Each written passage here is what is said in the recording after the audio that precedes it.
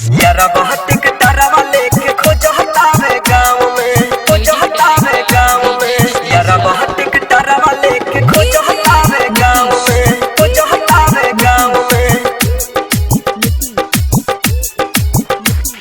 जाए जाने खुश बारू पियबा के छाँव में, पियबा के छाँव में, पियबा के छाँव में। जाए जाने खुश बारू पियबा के छाँव में, जाए जाने खुश बारू पियबा के छाँव में। यारा बात कटारवा लेके खोजता वे गाँव में, यारा बात कटारवा लेके खोजता वे गाँव में। जाए जाने खुश बारू पियबा के छाँव में, यारा बात कटारवा लेके खोजता वे गाँव में। यारा बात कटारवा लेके खोजता वे गाँव में, यारा बात कटारवा लेके खोजता वे गाँव में, खोजता वे गाँव में।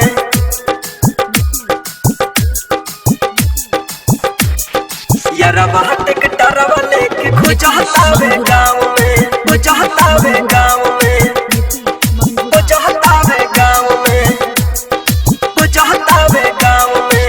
एकरा से पूछी कैसे बताई, लौके लू तू ना तो आवेला रोवाई, आवेला रोवाई, आवेला रोवाई। एकरा से पूछी कैसे बताई, लौके लू तू ना तो आवेला रोवाई।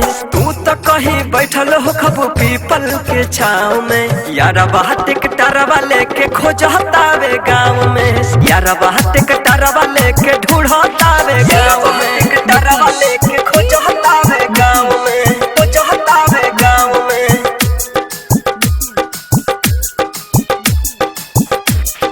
यारा बात कटारवा लेके खोजता वे गाँव में, खोजता वे गाँव में। खुशबू रिकॉर्डिंग स्टूडियो कहला बिशनपुरा बाजार, मिक्स बाय इमाम बाबू।